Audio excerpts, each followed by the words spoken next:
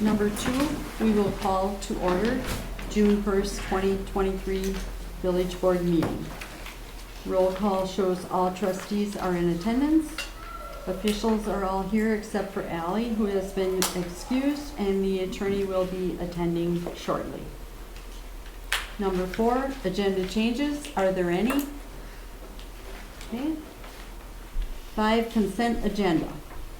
The May 18th, 2023 regular board meeting minutes, licenses and permits as presented, and presentation of accounts and other claims against the village. Are there any questions or concerns? If not, I would need a motion. I'll move to approve the consent agenda. I'll second that. Roll call, Grace? Aye. Aye. Aye. Aye.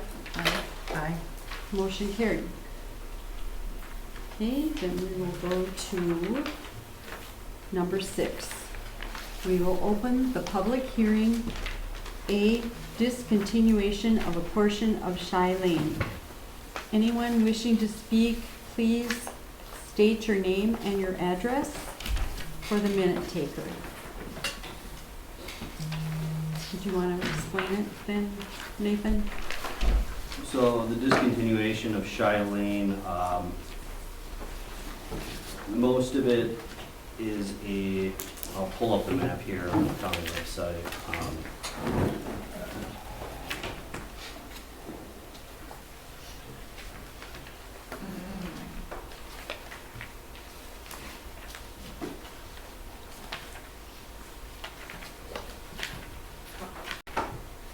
So on the left-hand side, currently on Coeur Lane, it basically ends, and it's platted to go straight through. So basically the discontinuation is about a few hundred feet, making it into a cul-de-sac off of Cordy. So there will be no access from Jaco, just from Cordy Lane into the cul-de-sac.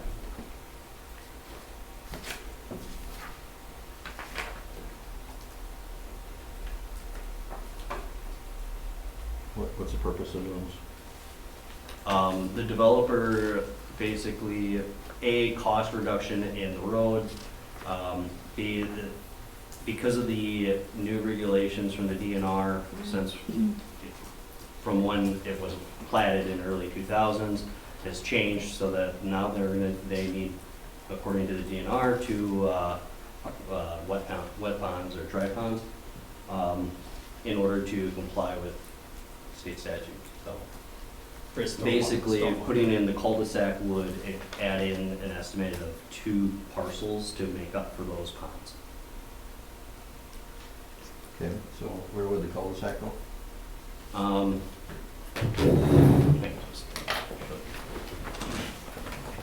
So the cul-de-sac would kind of be in this area. And then there would be no access here. Oh, okay, so it'll just come down. Yep. So that's south? So they'll come from 40. 40 and go south and then just doing a new cul-de-sac. Right. Before you sit down, Nathan, where is this roundabout? There is no roundabout. It's a cul-de-sac. So is that what they're referring to in this letter? Is I believe the letter that was presented, I think he was referring to a cul-de-sac, but calling it a roundabout.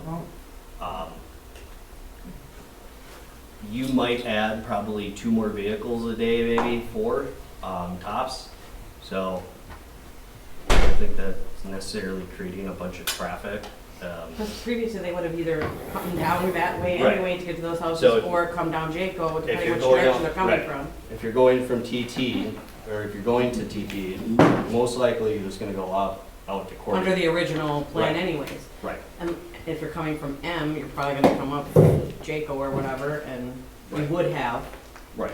so it's likely less traffic on Cordy Lane Yeah, with the I mean, well, Not- It's probably the not- same. I mean, It's gonna be well, very, less than if it was connected. maybe 2 more vehicles a day on average. It would probably be the same. It totally depends But on which not way the both. traffic is coming from. Right. Well, if Cordy is not connected to it. Cordy versus will be Cordy. connected. It's connected to Shy. I mean, you just said Cordy won't be connected to it. Yes? He said, Can I speak? Yes, please state your name and address. My name is Jim Sala from Dable Engineering. I'm actually the surveyor in charge of the subdivision plat that's being done. The preliminary plat was approved by the village last fall. This is a part of that project. We've had the final plat in since March for approval, but we need the discontinuance to bring the final plat to you. And basically, it was something that was already previously approved in the preliminary plat stage. This is just kind of the final part of actually discontinuing that road. Thank you, but even so, we still need to address the questions that came up, so that's Yeah. why we're asking these questions. Kind of giving a little more background into where this came from. With the preliminary plat approval, it was approved to turn this into a cul-de-sac at that time. Nathan, can you show her that? I was part of that board too. Can you show, like, what the plan with this change would be? Where it would still go down Cordy and then It would go down, the road would the still. road would go down Cordy like it is now, and then come down Right. and probably have a, basically a 10, 50 cul-de-sac feet. here. This would be gone, this would still go through and end here. Nathan, do you have a copy of the final plat Uh, that you can bring up? So it wouldn't, I mean, at the end of the Just removes a day, couple of spots. you lose a couple spots, but the traffic wouldn't change. It would depend on Yeah. where those people were coming from, regardless of those lots, Yeah. where they're coming from, which way they would take, right? I mean, And I guess part of me wonders too is that because this individual keeps referencing roundabout, even though they may be thinking cul-de-sac, but they may also be thinking roundabout. And that's a I- big difference. That's a huge difference. That's why I just want to make sure we're covering the questions. Yeah, didn't this go through planning and zoning and then the board? the discontinuance, no, the preliminary Mhm. plat, Yeah. yes. Yeah, it did. Yeah. It's Like I just said, roundabout. it's a minuscule amount of potential extra traffic. That's why it wasn't brought up during the preliminary plat phase. I mean, I think even the neighbors around wouldn't have normally brought that up. Getting the clarification that it's a cul-de-sac, not a roundabout, helps me address this concern. Okay. So does anyone else have any comments? Any concerns out in the audience?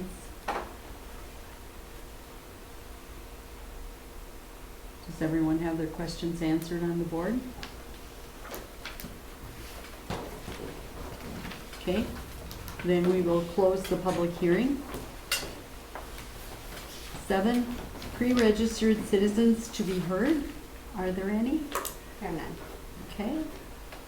We will go to 8, committee reports. A, library board. Pat?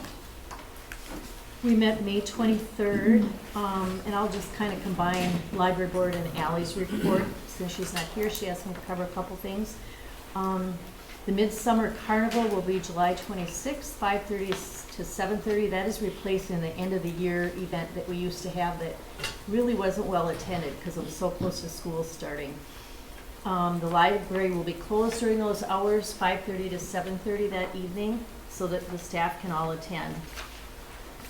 Friends of the Library is assisting with some of the things, bounce house, cotton candy, snow cones, games. Our next meeting for the board is June 27th. The OWL's director or a staff member will be attending. And summer program sign up, I believe, starts Monday. Any questions for Pat? Okay, we'll go to 9, unfinished business from previous meetings. There is none. 10, new business. A, discussion and possible action on R-15-23, resolution to discontinue a portion of Shy Lane.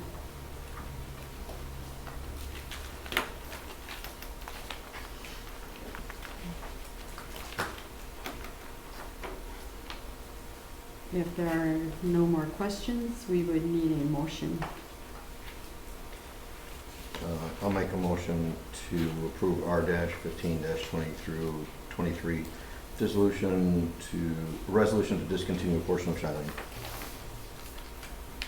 I'll second that. Roll call, Grace? Aye. Aye. Aye. Aye. Aye.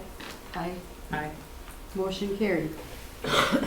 B, discussion and possible action on O-4-23, ordinance amending R 2.1, single-family residential language.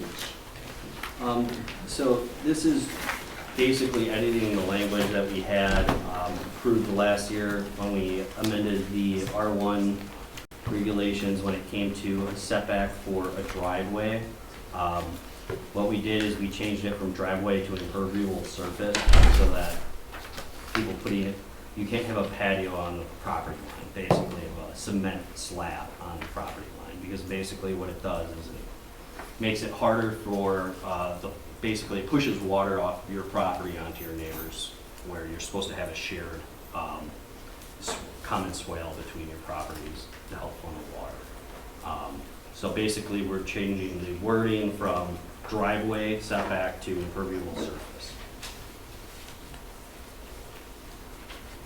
Are there any questions? Otherwise, we would need a motion.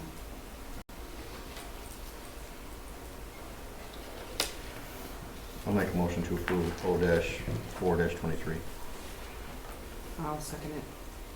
Roll call, Grace? Can I abstain? Pardon? Can I abstain? Absolutely, if you wish. Shauna? Aye. Aye. Aye. Aye. Aye. Motion carried. We'll go to C, discussion and possible action on O-5-23 liquor license ordinance change.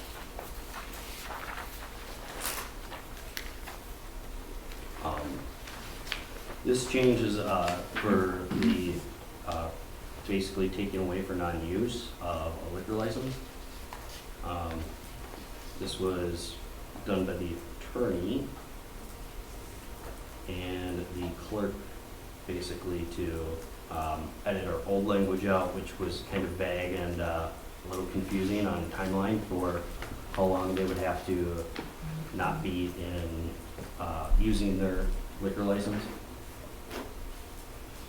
Can I speak to Yeah. the changes? So initially, the way that the ordinance read, if a license was not used for a period of 6 months, then we could revoke after 3 additional months. So it was a really long time frame before we were able to pull the license back.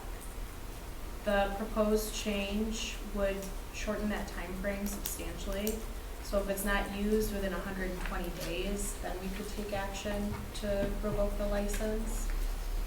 So, I mean, it's not overnight, within 120 days, but we don't have to wait another couple of 9 months months. before it even comes back to the board. The revocation has to come back to the board, right? Okay. I do have a question. How do you know it's not being used? Like, is there, like if they've got a license and let's say they're not in business anymore, but they still use that license maybe to purchase and they're gonna reopen in 2 months. I mean, how do we know that they're not using it? I mean, usually you're in communication enough with that individual to know what the plan is if efforts are being made.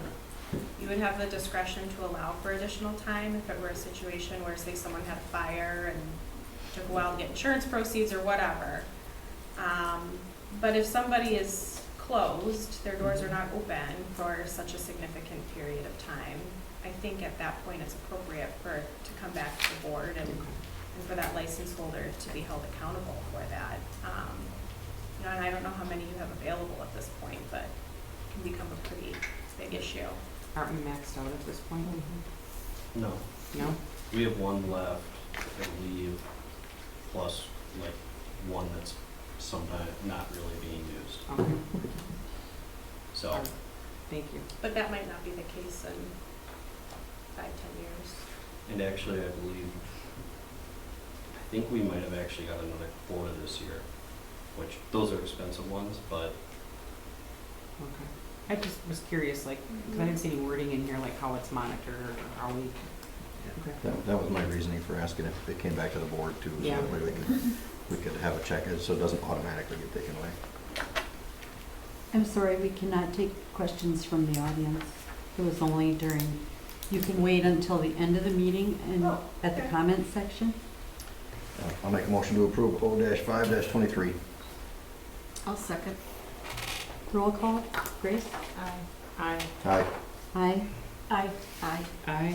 Motion carried. D, discussion and possible action on O-6-23 ATV UTV ordinance change for a portion of double M. This was done by the other attorney, Mike, basically based off, it's basically starting from where it goes to 45 on double M, right after Mystic Heights to the edge of the village. That section that we talked about, so. What is the 165 feet? So if And you then- drive 165 feet from Mystic Heights, that's where it hits 45. And then the 2,150 is what we're asking. You're right, so that is from Okay. that 45 change to the edge of the village. It's like the sign of 45 Yep, speed limit to. correct. So this is just our attempt to put in the proper wording to have a chance of getting it To approved see by it, the yeah. county. Correct. Okay. Any other questions? I would need a motion otherwise. I'll make a motion to approve O-6-23. I'll second. Roll call, Grace? Aye. Aye. Aye. Aye. Aye. Aye. Motion carried. E, discussion and possible action on ATV, UTV liability for the village. This was asked to be put on there from a board member last meeting. I guess I didn't have anything prepared for it. I don't know what the questions were at all of it, so. I was just wondering, like, if there was a accident with the UTV. I do live downtown, so I do see them already. I've seen some young people go down a one-way, heading the opposite direction. I guess accidents happen, and what's gonna be the protocol if my business is affected? I do have a parking lot behind me, so if they come in there and some of my property's messed up, what is that gonna look like? I can answer some of those questions for you. Yeah. So by opening up our roads for ATV, UTV use, we're not granting any permission for use of private property. So I guess as far as if something were to happen to your property as a result of an ATV or UTV user, it would be no different than if somebody drove their car into your property. By opening up our roads, it's my understanding there's not a lot of case law because it's such a new trend in more urbanized areas, but we're treating that use not so much as recreational, but as transportation. So although some of the rules of the road are statutorily different, from a liability standpoint, I don't think that there's a difference as far as the village is concerned between ATV, UTV use and use of a car. I have concerns about what happens from a liability standpoint if somebody hits a pothole and our road is not made to handle that kind of use. You can get sued for anything. Could there be liability? Potentially. But I've had a number of conversations with the village's insurance company as well as the insurance company that insures a lot of the towns in this area. And what they've told me is as long as the ordinance is consistent with what's expected by state statute, that they would provide coverage in that case. So, could you be sued as a village? Absolutely. Anyone can file a lawsuit. There's no screening process in circuit court. Do you have coverage for it? It's my understanding that yes, your insurance company would provide that for you. And then for private property owners, it's really an independent issue. Because we are not doing anything to change the status of another person's property. We are simply changing what's allowed on our own public streets. I don't know if that answers generally. Okay. Yeah. I mean, if you have other questions too, I'm always happy to do my best to answer them. But at this point, like I said, because it's kind of a new thing, it's going to take a couple of years before we have maybe some published case law that tells us what we absolutely can and cannot do. Are there any other questions? And there should be no action for this. We will move then to F, discussion and possible action on Wolf River Art League mural discussion. I have some, I think Mrs. Parker's here, yeah. You wanna just, Should I just stay here, you can talk or, I, from wherever, I guess. we have some things to pass out, if that would be okay? Yep. Okay. So, I'm here, I'm Julie Parker, this is Lori Schneider, she's the president of our league, we're from New London. I don't have enough for everyone, so. Yeah, I don't have enough of these. These are just some points here. Thank you. Share that one. That you can, maybe some of these will answer some of your questions, because Nathan said everybody had a bunch of questions.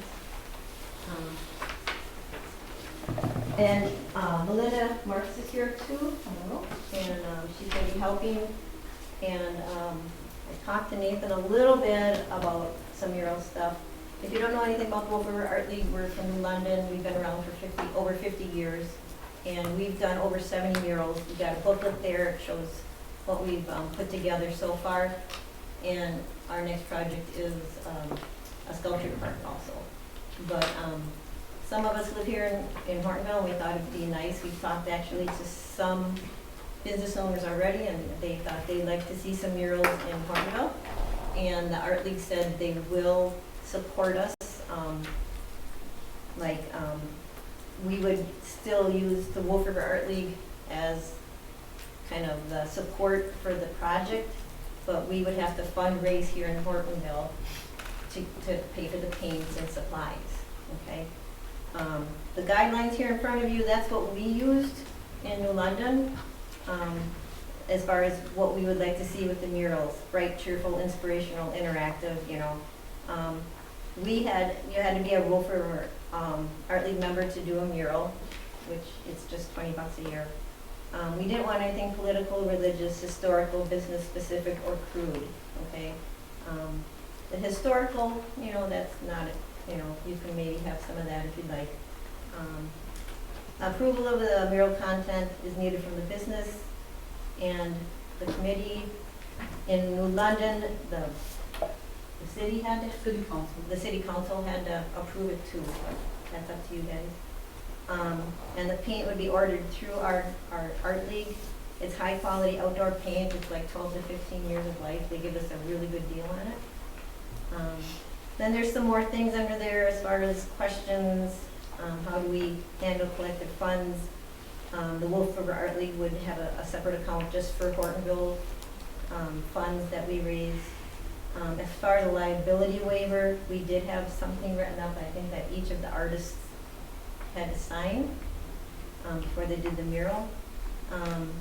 I sent Nathan the 5-year agreement we had with the businesses as far as what we would do to keep up the mural. We would keep it up for 5 years. We had to update it. And then I asked him about the underpasses. These underpasses are enormous. We can start small. We don't have to do the underpasses right away, you know. But I know at least a couple businesses already that would like to start doing a mural, but we need, like I said, the first thing we need to do is raise funds. Okay. Got a couple ideas there, and then at the bottom, just kind of, you know, what we do to start getting it going, you know, talk to the businesses. The big thing is raising funds, I think. Melinda said she talked to a couple businesses already that would do some fundraising, like brat fries, things like that. And it would be nice to get the school involved, if at all, you know, in some way, you know. I know, I had a son there, I know they need volunteer hours. So anything from fundraising to prepping the walls to helping paint, you know, they could do that and get volunteer hours out of it also. So there's a lot of good that came out of doing them in New London, and some of us thought it'd be nice to have some here in Hortonville. We already have one on bricks over there, and that was just kind of a thing they did with somebody else, you know. It wasn't through the art league or anything, and it looks really nice. So, does anybody have any questions?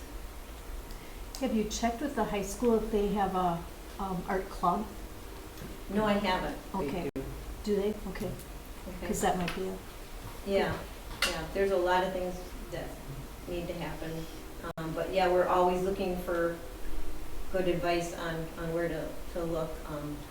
You know, even like on here, I said, if we do the DOT passes, do we maybe just say, okay, 5th grade class, do you want this block and you can keep it up, you know?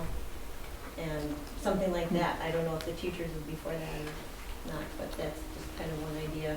Because those things are enormous, and for the town to be, you know, have to keep those up forever, like you said, Nathan, that might be a lot. But I would say we should probably start out small and just do the businesses first, and then maybe work our way into some of that. It'd be nice to do that underpass over by the schools and just have them do some school stuff on it. I don't know, red and white checks or, you know, whatever they want to put on it. But, do you know of any other communities that have done underpasses?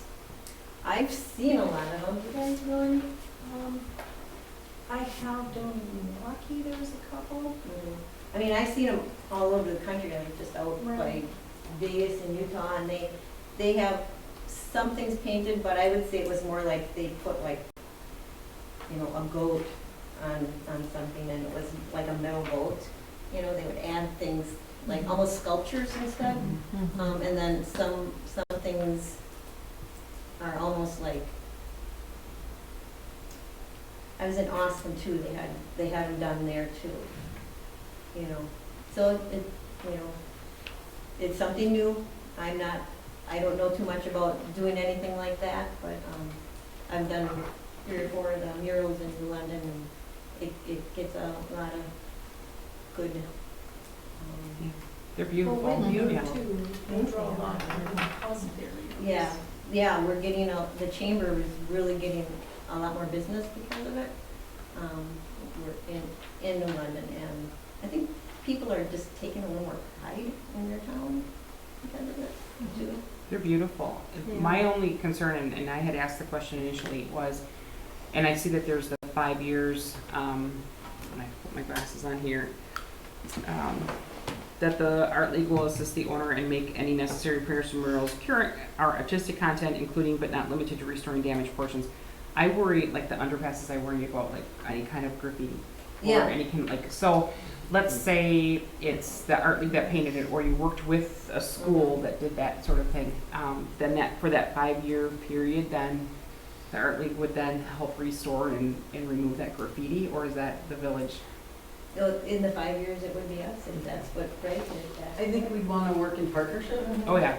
Yeah. So Yeah, and that was we do my- everything we could to make it right. And that was my question initially, you know, like, so the mural's done, then something happens to it, and then, you know, but then we have to look at beyond that 5 years. So have you, I don't know when you started doing this, It's been 3 years. so you haven't really hit the end of it, like, does someone Right. renew this, you know what I mean, is it Right, renewable? Yeah. And we've had a little bit of graffiti, not much.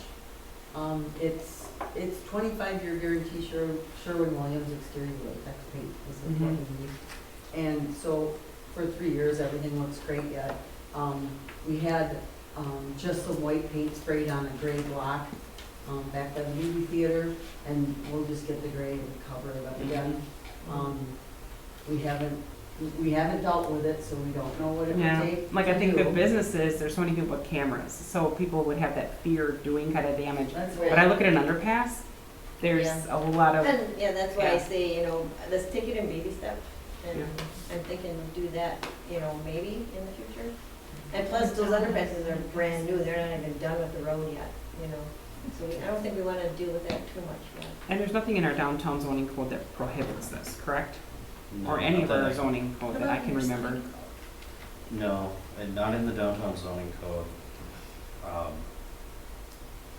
The sign code is, I've heard that it needs some updating, but well, the downtown sign code is pretty vast, but it also doesn't say anything on, because Just kinda stuff. it says stuff if it's a business, like if you put your name, that's different, but like images, we don't have anything against it, all it says is, traditional Hortonville colors, whatever that means, I remember.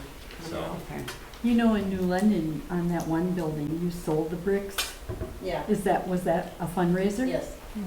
And that's in Is the that book. possible The whole story in- is in the book. It tells you exactly what happened and how we did that. So Is, it is was there a building $5 in a Hortonville square. you could do that too? Possibly. Kind, you know, Because I know that those bricks filled up really fast. they did, People loved it, they're not even done yet. It was crazy. Yeah. yes. Yeah. And I It was mean, wonderful. it was, everyone personalized their own brick and it's really neat. And I like it. It's a really, especially during the time that There's happened. baby, there's baby footprints on that Yeah, wall. yeah. Yeah. There's, Yeah. there's football team, there's. It really got the police community officers, involved. there's Yes, it did. everything. Yeah, it was You did that during an event, didn't you? the Fall Family Fest. Yeah, Mhm. yeah. It was a big, really big deal. This really doesn't involve the board at all unless we look at the overpasses The or overpass underpasses. is the only thing that Yeah, involves us. The regular, otherwise, this is just with private owners of the buildings downtown. pretty much, Yeah. that's what we've understood. Yep. So, So I think New London, the city council just wanted to see the artwork to make sure that it wasn't offensive, and once they found out that we weren't doing that kind of thing, they kind of let us go with it. They do have an ordinance that you can't put a mural on the front side of a business. So we can totally, you know, do whatever you guys No, there's decide. some validity to that. I mean, There is. I think of some of the downtown stuff in the past. Well, I was contemplating also, so, Yeah. for example, the bricks, they Which have one?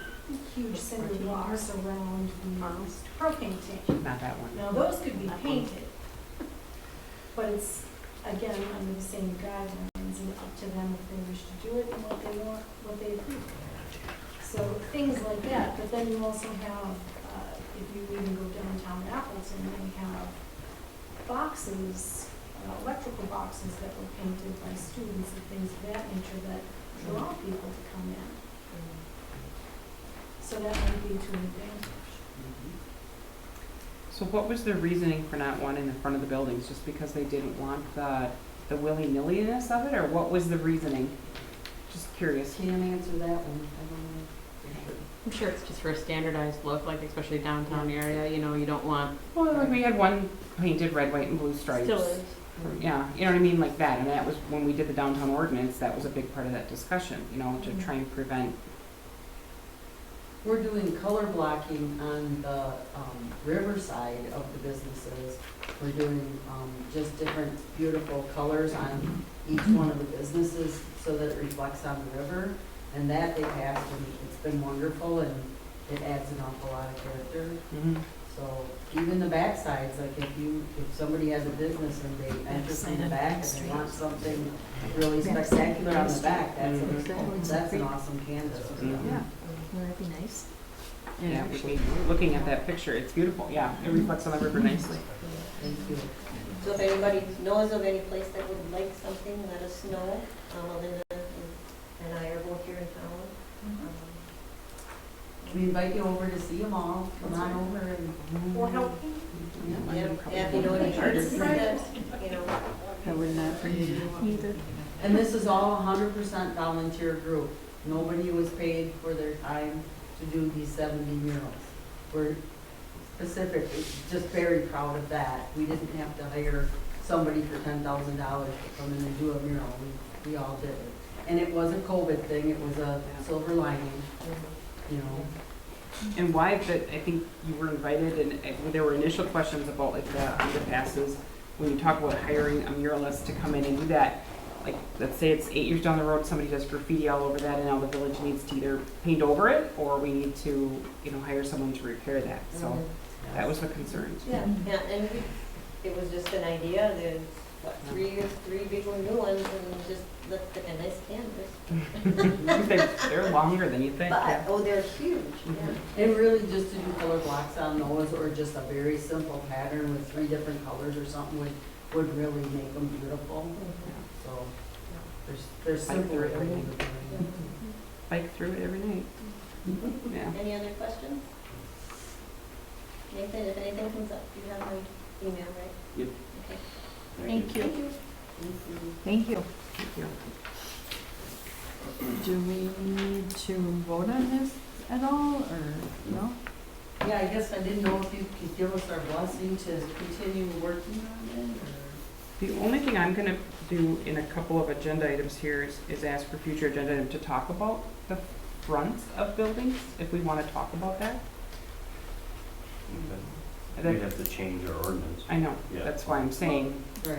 yeah, Quick just question. so that we can look at it and see if there's any guidelines that we need to adjust or, Yeah, I just thought of this, when Carl owned the corner bar, he painted on the front of that.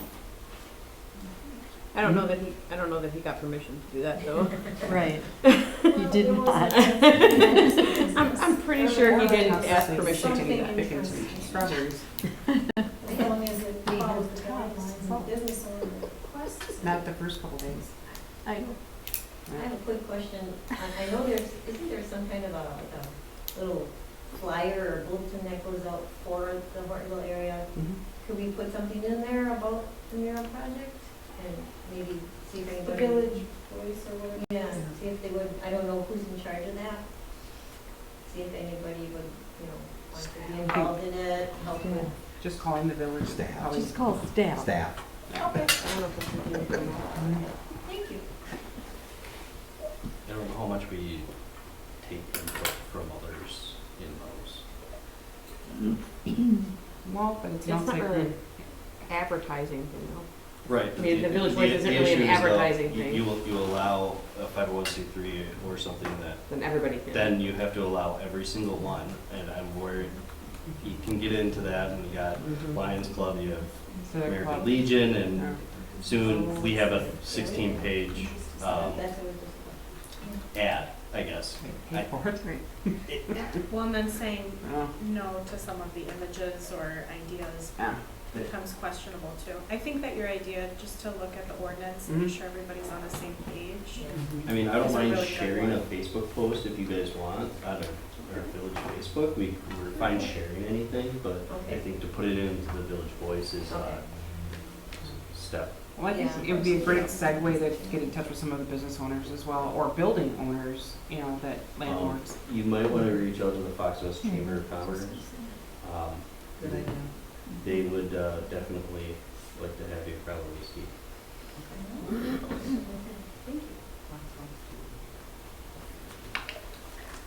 Okay, then we will move on to G, discussion and possible action on ABT auto billing utility bills.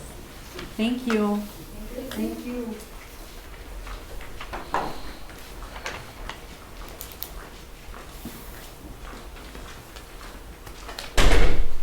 So ABT Mailcom, basically, the only reason there's one quote is because it's basically a turnkey solution through our accounting software.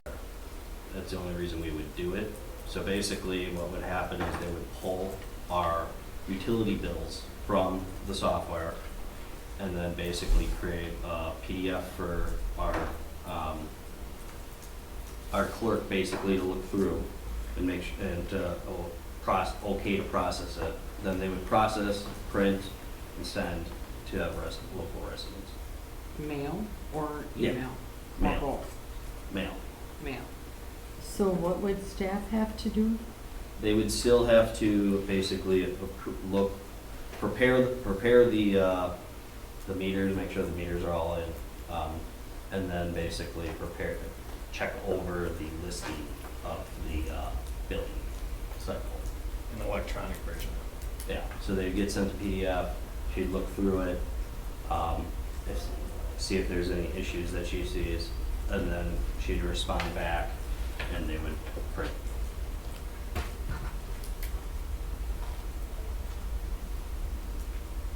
Okay, I'm gonna ask a dumb question here. I know that we have the terminals for debit and credit. Do we have an online way for people to pay? Currently, yes, we actually, the portal that you guys authorized earlier this year,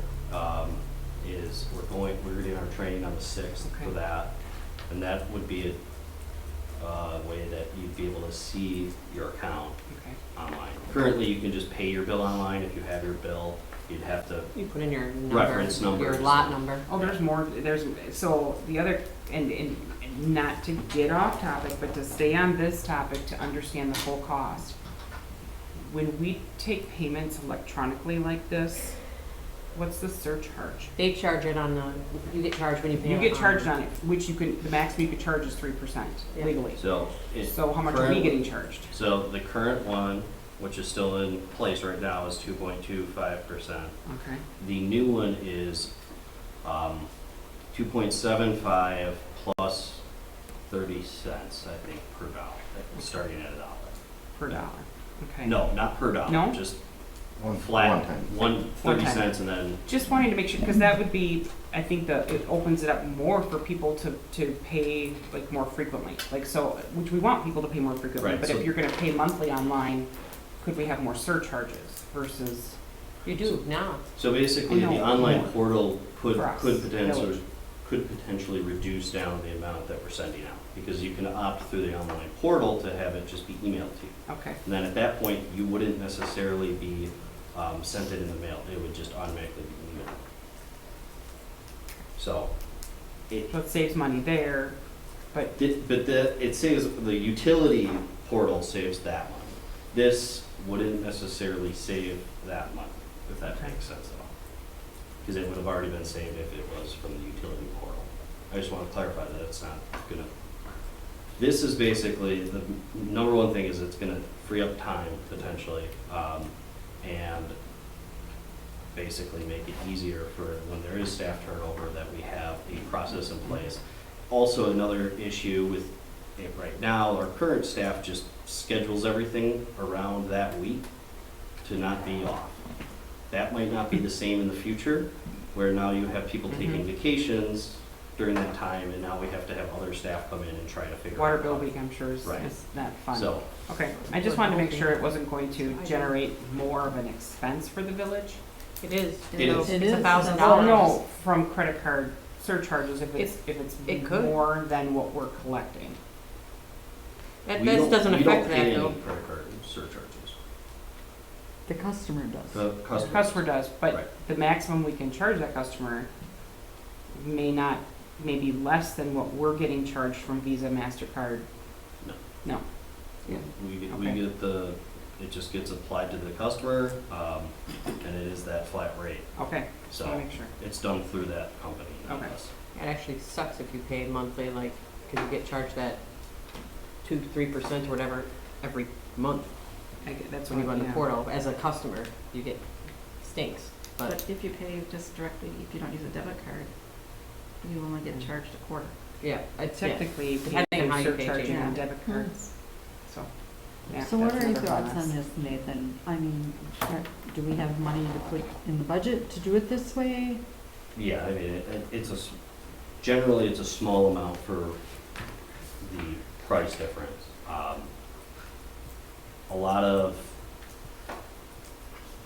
A lot of the expenses that are in here are from basically the expenses we had from 2022 for like paper. So sometimes those costs go up, it's usually minimal. But yeah, at this point, this is an annual amount. So by the time we actually have it implemented, it'd probably be $300 extra or so this year, maybe. So it'd be very, well, there's a few setup fees as well, so.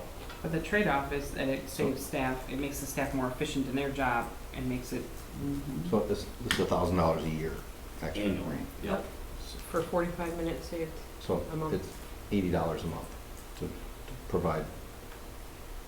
That's still our Yeah, yeah. but also providing something to our residents that they've been asking for a long time. Yeah. Monthly billing. No, No, that's no, not no, what no, this is. this is not that. Oh, it is. That's not what this This, is. these This are is- still these This quarterly is how the routes. invoices are generated. Right. It's This is the process this of generating the quarterly route. invoices, not increasing the frequency or. So if you went up to the monthly billing with ABT mail comment, it would be around $10,000 total of an increase. Okay. Or total, and Then then, I'm glad I so then it clarified. would be about an $8,000 increase. This is not, This is keeping the current quarterly billing times. Okay. It's just being processed directly from someone else rather than in staff time. All right. Thank you. I needed that clarification. 'Cause Okay. I thought this was the switch over. So did I. I did too, Nope, this is. which is kind of what we asked for, monthly. Is the staff excited, or is the staff advocating to like have ABT do it? Is that what the staff wants? I would say managers do. I don't know, I don't necessarily know if each staff member that is a part of this is going to be thrilled. Some staff members aren't necessarily, they don't necessarily like change much. And But if sometimes, you're like automating it with ABT, right, that's a good thing, and then the staff can use their hours. It's partially automating. It's 45 minutes of time, that's what it says in here, 45 minutes of saved time. Correct me if I'm wrong, but what I'm hearing is that this, basically, you still enter the same data, right? The data still comes from the meters and whatever. mhm, This system basically generates the bill automatically, but there's still a review process that has to happen. So all that's being cut down is the 45 minutes of the bill generation. Is that proper, what we're saying? Yeah. It's But- automating that bill. But the residents are going to be given the option to go into a portal. No, They still do that's that still different. exists now.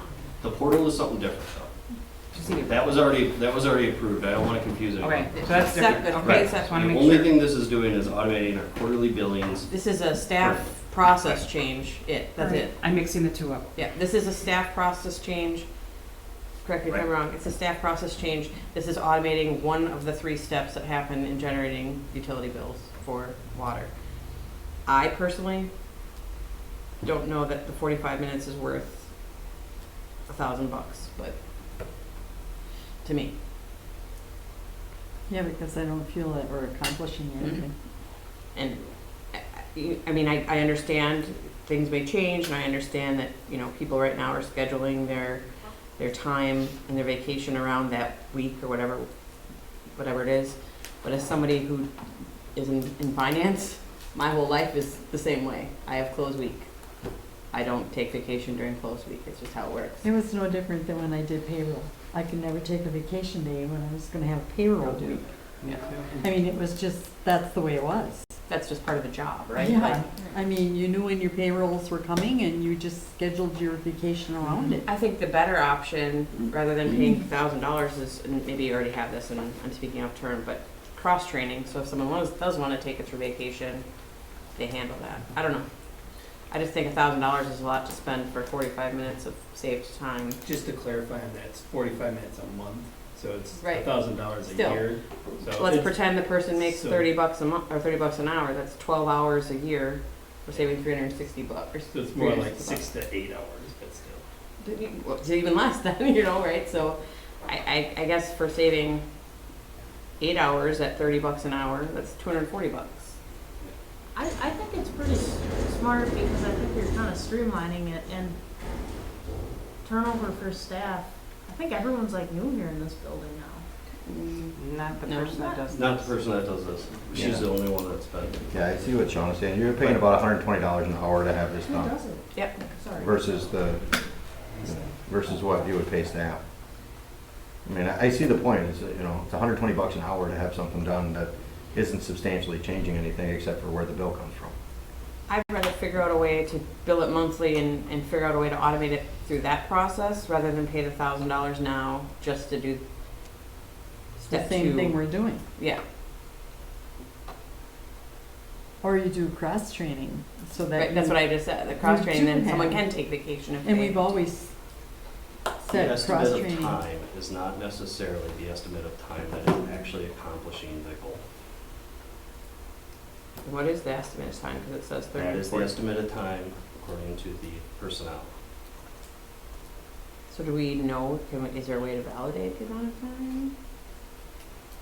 I mean, I'm not trying to be combative, I'm just trying to understand, I wanna make sure we're getting I something think for the there's more $1,000. time that's put into bill generation and overseeing of those bills than what is claimed.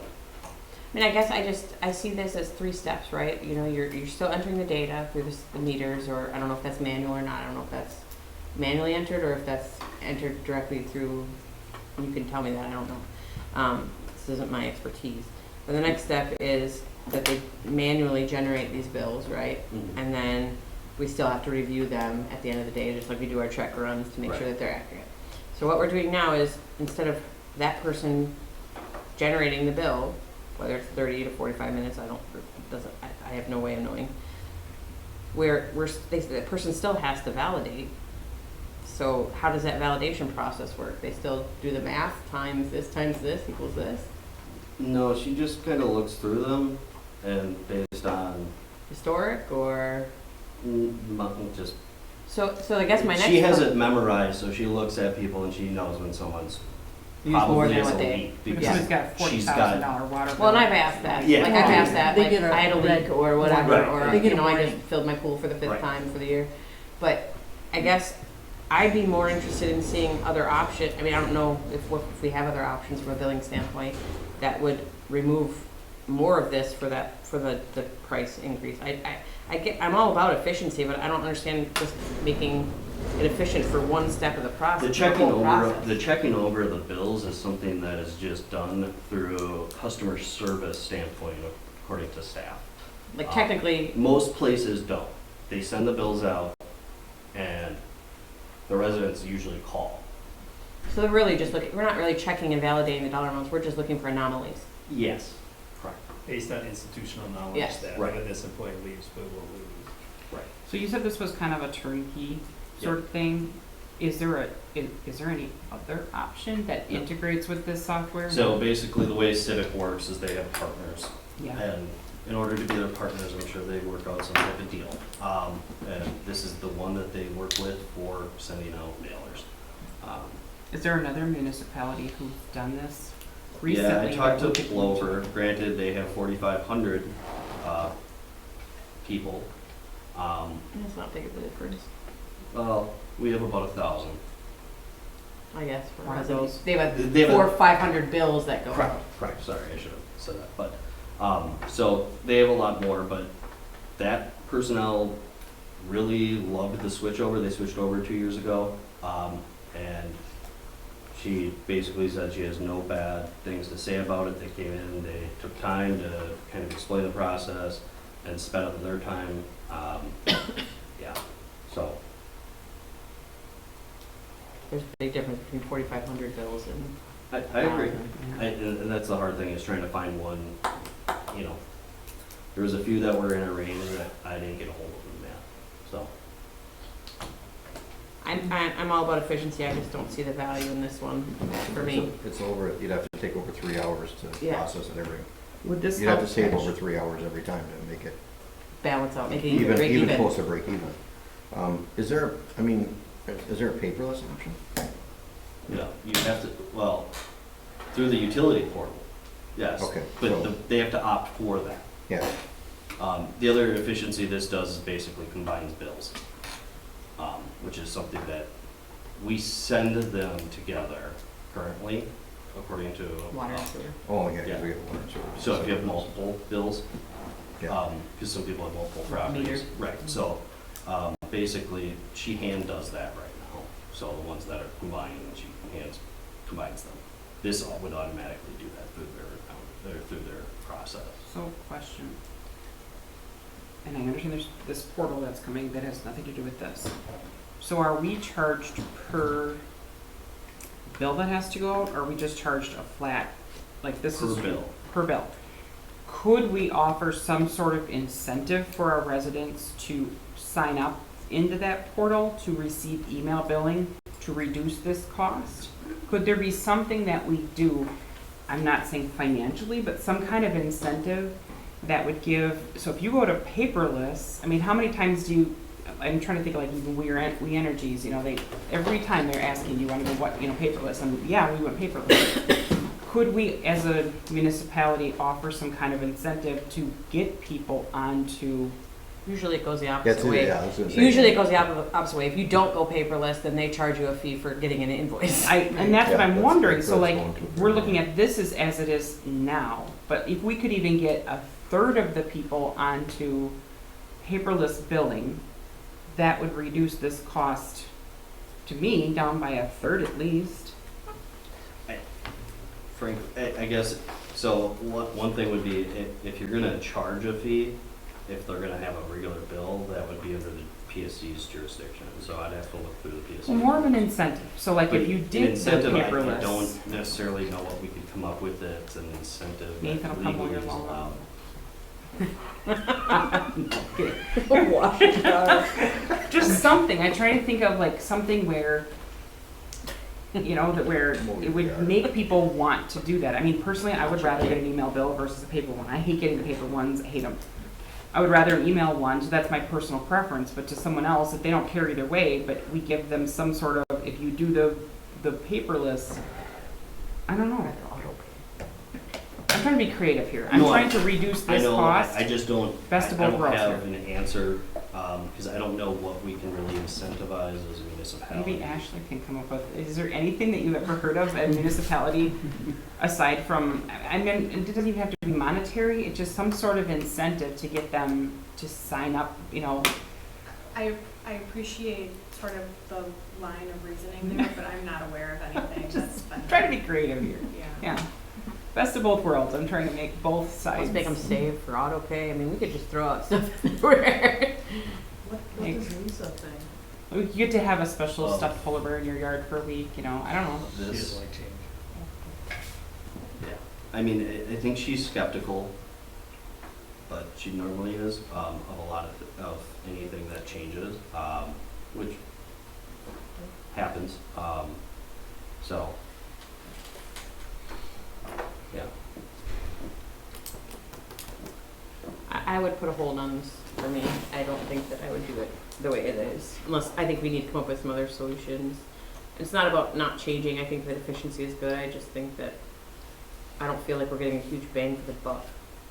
I'd like to see how many residents sign up for email billing after that portal is Mhm. started. That might give Well- us a different, if you wanted to go to monthly billing, you would need this. yeah, what, but, so. That's that's kind probably of- what I was thinking. I think the idea was potentially to do this in steps, so it wasn't as confusing to have multiple different things, basically factors on whether or not you switch from quarterly or not, plus. But if we ended up going to monthly billing, this would have to be the solution, which would end up being a total of $10,000 cost. And do So, they have to be paperless to do monthly billing?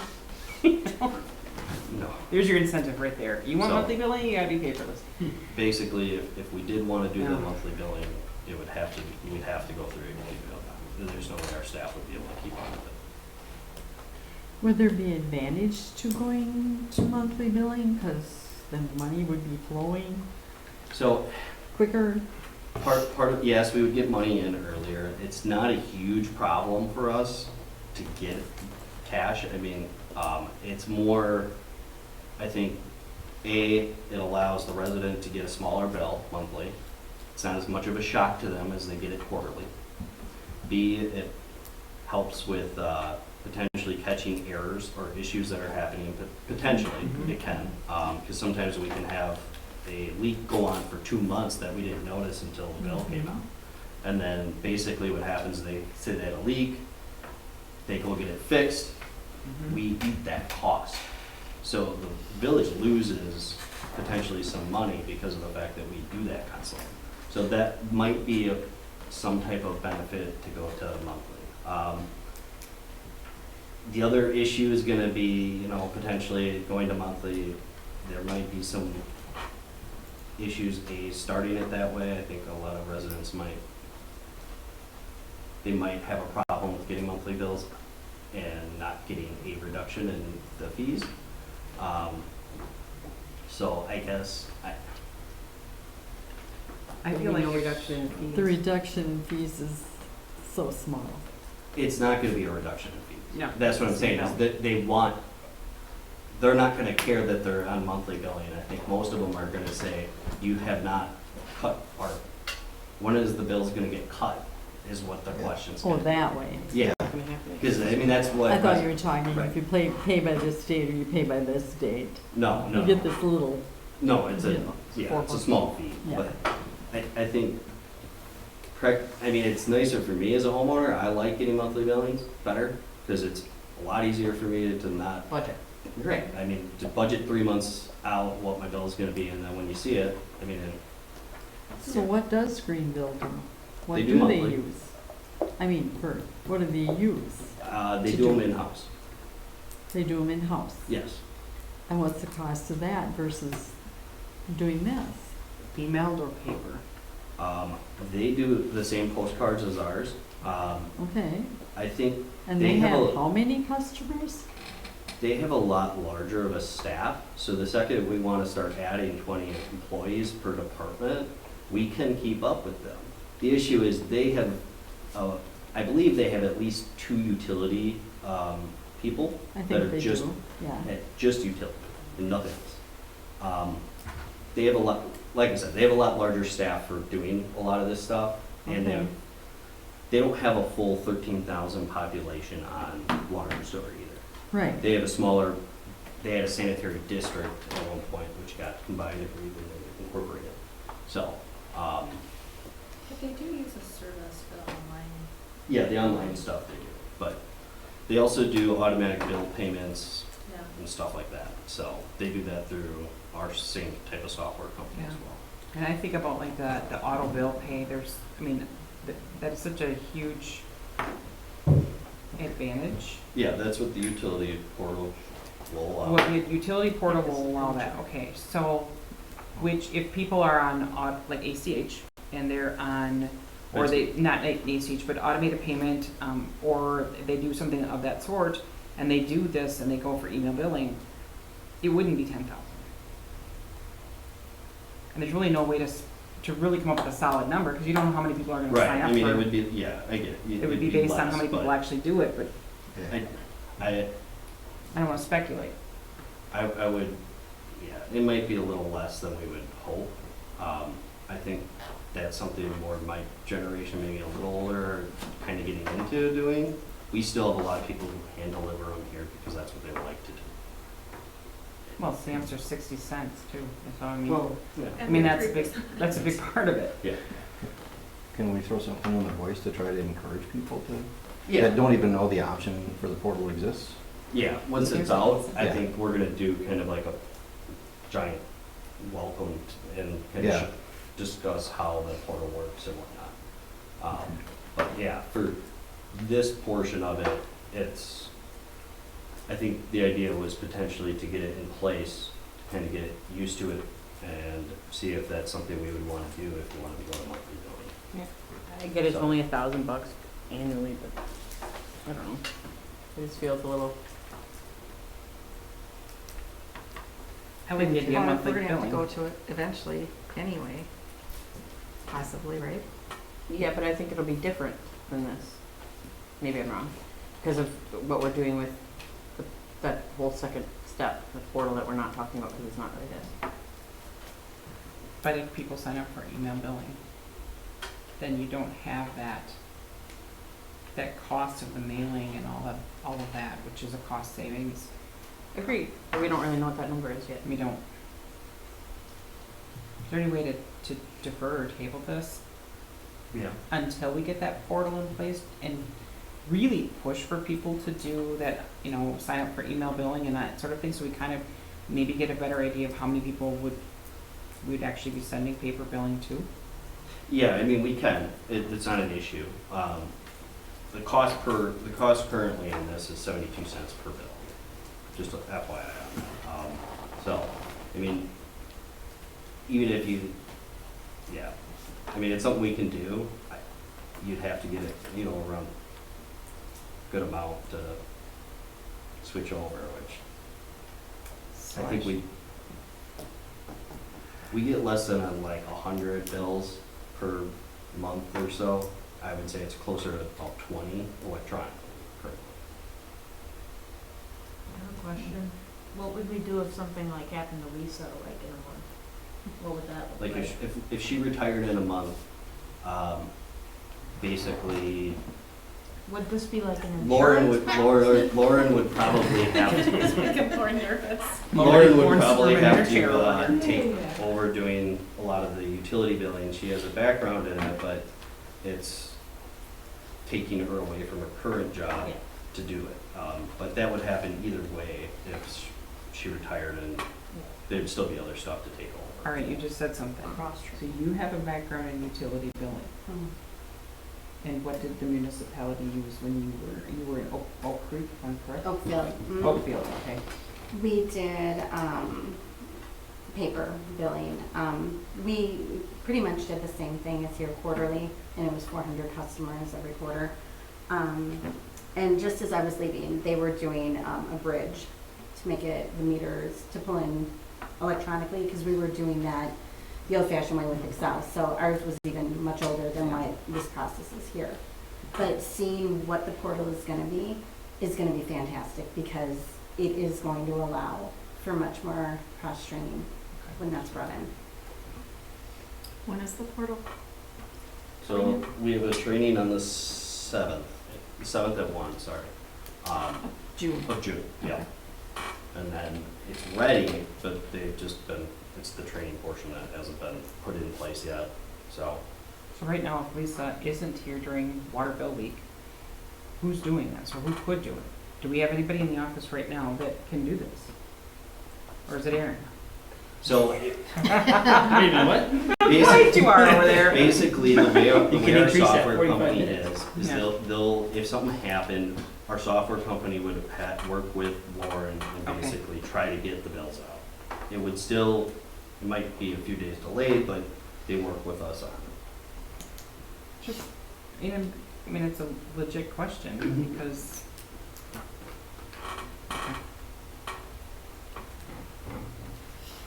What does everyone want to do? I think tabling is a good idea. deferring it until we get this portal installed and see, and really see if that comfort level is with some of our residents, and all of a sudden we have all these people on email billing, it might just be like a no-brainer then. And get out with a megaphone and holler to your whole neighborhood that we should do email billing. Yeah, definitely encourage. I think people are encourage gonna the hell want out it. of I think people are gonna want it anyway. That's with the way of the world, right? So do you want me to? I don't get very much mail. Is it something we want to bring back maybe next year? Yeah. Well, Because when I is mean, the portal being installed and implemented? let's say it's, if everything goes off without a hitch, it starts in August. September issue is gonna be the next issue that we send out with the Village Voice, which would have a detail on it. Would we You have want to give a enough, few months for people to sign up. would we have enough data to be able to talk about it before budget time? Sorry, I don't mean to crunch budget. What I'm trying to say is if we got it out there, like, that would give us I enough could put it in the data. budget and you wouldn't notice it. Okay, It's a tiny amount. tiny amount. Okay, just trying to, No, I get it. It would be a little more different if we were doing going to a monthly billing, Yeah. but, I mean, it's $1,000, it's, now, but if we did monthly, then and it it's, would be a little more. That would be something we'd have to kind Yeah. of talk about. that's what I'm saying, budget time. Bill- might be a Budget good time, time to so talk that about might it. be something we could bring up, if you guys want to bring up. Have you checked into a definite figure for Yeah. monthly? You Yeah. have.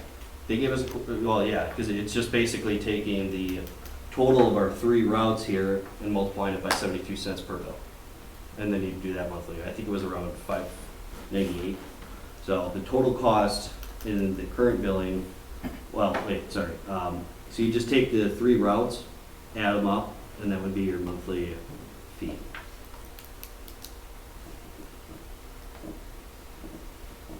Estimated. So 836, 836 times Times 12. Yeah.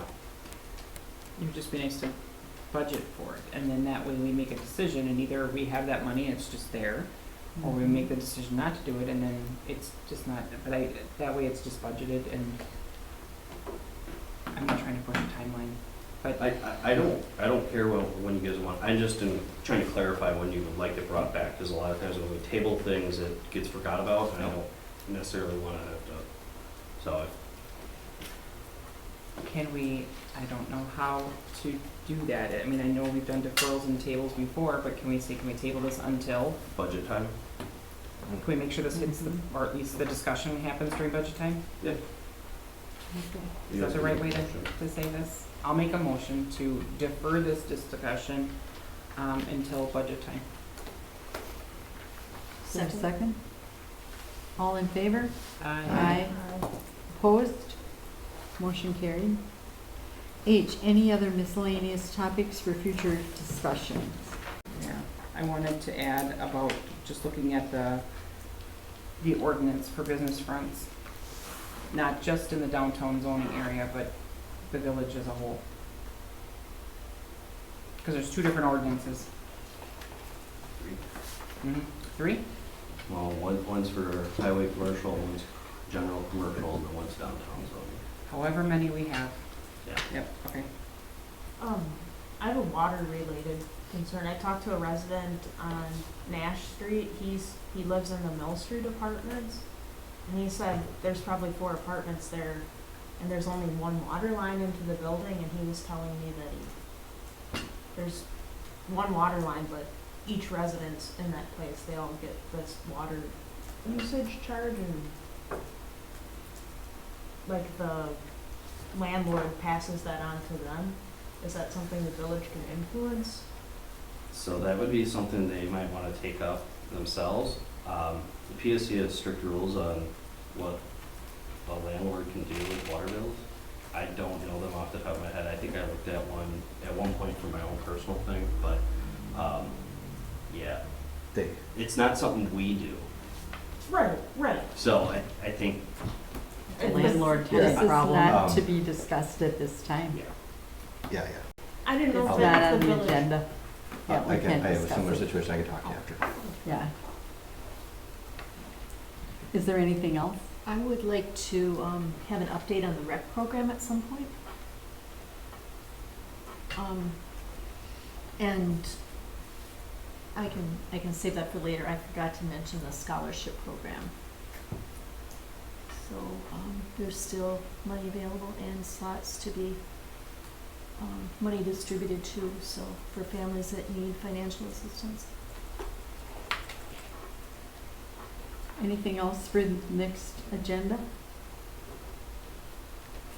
Okay, we'll move to 11. Report of village officials. A, clerk treasurer. And Jane's report is in the packet. So we will go to B, Director of Public Works. Aaron? I didn't have a report in the packet, I was out on vacation, but just a couple things that we accomplished. Nathan and I went down to Madison and met with our state senator, Robert Coles, to discuss some municipal funding, and then also got to sit down with him and talk about kind of Hortonville's issues with I&I into our sanitary sewer district. So they're working on that issue down in Madison and trying to push for some additional funding for that in some of the DNR funding programs. So it was a positive meeting, definitely. The crew's been working on restoration at Alonzo Park. We finished our street crack filling for the year, so the last 2 streets that needed to be filled with cracks are done, so that contract that we approved earlier in the spring has been completed. And then our staff worked on traffic control for the church steeple that came down that went off pretty well as the fireman's parade last weekend. And we have an electrician coming out next week to look at the lighting problems that right now are going on in the pickleball courts at Miller Park.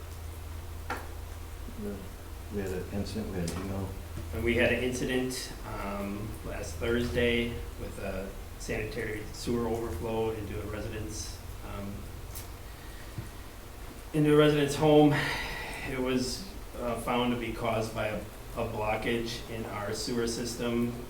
It was basically quote unquote flushable wipes buildup that backed it up. We had, because of the timing right before Memorial Day weekend, a little bit of issues kind of getting staff on it, but they were able to correct the issue. We got speedy clean out. They got rid of the blockage that was causing the issue, but unfortunately some of that material did end up in a storm sewer, which causes report that goes to the DNR. So Sean's been in contact with our DNR representative, we have the report filled out, and we put notification on it, which is one of the things that you have to do when that happens on our village website and Facebook page. The amount that got into the storm sewer was small, but anytime you have anything that could enter into waters of the US, basically you have to fill out this report. Flushable wipes are not flushable. They are not. They're Not not, be that's called it. that. Like, no, it's legit, like, they shouldn't be flushed at all. So we I have don't, lots of problems with my septic tank. we don't have any way of having a warning when we have issues? It's just when something backs up into someone's house, that's the only way we would know? Yeah. We have a systematic program right now going through and televising different parts of the village to look for issues. Unfortunately, this one wasn't on there. You know, when we do see those issues and find those issues, we have them taken care Kind of of. luck of the draw if it catches that one, Yeah, based on its timing or whatever. I'm trying to put together more of a more systematic rotation, so it's not just, well, I remember that we did this year, we did this year, so that we can kind Something of high get on. concentration areas or. Yep, where there's more restaurants that have more Yeah, grease yeah. and things like that in there, and have older pipes, Mhm. things like that. So we're working to update our GIS, and once we get that updated, that's some of the information that we can use to pull from that to put together more of a standard schedule so that this stuff gets done more regularly. Do we have a process in place, or is that even us, that checks to make sure that restaurants and food service are up to Complying. code with their grease pits and that sort of thing?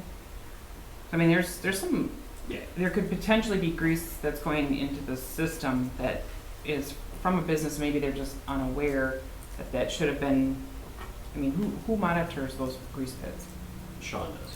Sean does, Our OIC operator in charge does. that. We just want to be really careful when we're coming up with policies and schedules. We have immunity from liability for sewer backups if we're unaware of defect, unless we self-impose a schedule or a policy. You know, we'll televise an eighth of the village every year, and then something gets missed, even if it's just like a truck parked over a manhole or something, and there's a backup, we could be liable at that point. So I appreciate the efforts, but to the best of your ability, keeping it outside of the form of a written policy or procedure would protect the village from a Point. liability standpoint. Point taken. And there also, you know, it's an old system, we have a lot of other issues, especially like the inflow and infiltration. You know, just the amount of extra water that comes into our system during high rainfall events is considerably more than what normally comes through. So looking at correcting a lot of those issues is something that's on my plate as well. And I did get some very nice compliments on the pickleball courts. They said, some people actually came from Green Bay and said that our courts are as close to tournament courts as they can be, and they want to know when we're doing more. I know they're definitely used often every time I drive by. Well, there was a party Yeah. there this past weekend, there's a ton of people there, I've never seen so many cars there, I thought there was something going on, other than that, the pickleball was full. Mm-hmm. Maybe another Village Voice article, flushable wipes are not Yeah, flushable? yes. I think it's in this next one that we Sure. just put out. Is Diapers, it? Yeah. Okay. grease. And you can tell when you see those wipes in there that they were flushable versus Yeah. baby wipes. What the sewer cleanout company said, yeah. They're able to see that. That's interesting. I didn't know that. Yeah, I don't know if they can see that much detail. You can tell, there's When they're different, the fiber, televising, they can. Well, they can tell that they're wipes, Yeah. but the difference between baby wipes. you can tell, the fiber is different between a baby wipe Right, and but a. it's been sitting in a sanitary sewer, so. So, It's not gonna, you're not gonna have the detail there. No, Let's no, see the it does, demo. I'm not saying it says Charmin on it, I'm saying Right, the no. consistency of it is different, I you can know tell. it is, the consistency is, but I. So when they spray it off and spray it out, I can tell you, they can tell the difference. Yeah. They can even I've tell seen the byproduct Kleenex of it versus pulled out, toilet I'm paper. telling you. You can tell the difference. So even Kleenex, we had to have Roto-Rooter out, and we found that we had one of our kids put in Kleenex in the toilet, and that was just enough to back everything up, and they pulled Kleenex out. Yeah, which is very different than toilet paper, believe it or not. It breaks down differently. Gross. Not a later note. There we go. Any other questions for Aaron? Okay, we'll go to C, Police Chief. Chris, My report was in the packet. any questions for Chris?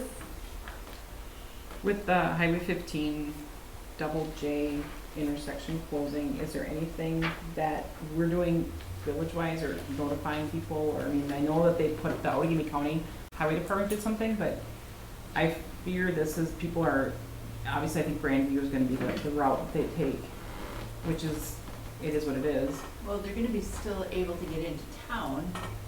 They're just not gonna be able to come off of Double J onto 15. So they're still gonna be able to come behind All World. But and they said that they're gonna put the signs up and everything else Okay. too. Those have been up, but I didn't see them. I drove through. Just if you're on today. double J, where's the first road you can turn onto Mainly. 15? Oh, North. North. So I guess my On question was, 15. is there a designated detour for that? Yeah, and they will be putting one up. Okay. They're working on Dean was North on the, Road right Dean now. was on Or the they call. could go the other way Yep. and go on to Grandview, right? Yeah. Right. I just wondered if there's a designated detour, like if, because people have asked me, like, you know, what's, you know. Just because there's a designated detour doesn't mean people No, take it. I know. Just curious if that was gonna be something you guys were involved in or not. Yeah, Dean said that he was on the meeting yesterday, so he said that they were gonna try to get something out. I just haven't seen anything out yet, A so. little tiny blurb, but nothing about detour. Okay. Thank you. And that'll be until the mid-August when the roundabout opens.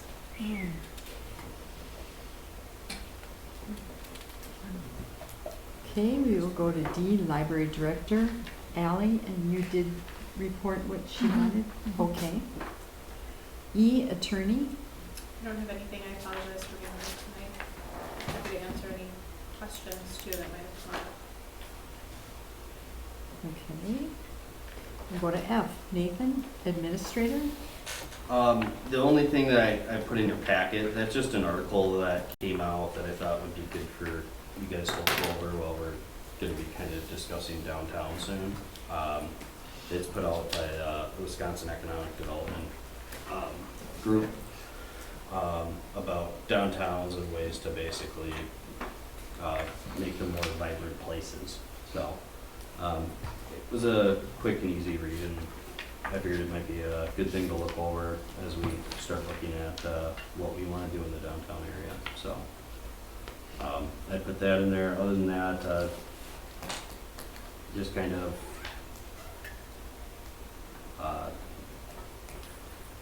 working on a few different things with some developers. Just very preliminary stuff that, yeah, I don't know how much it's gonna come through, so, yeah.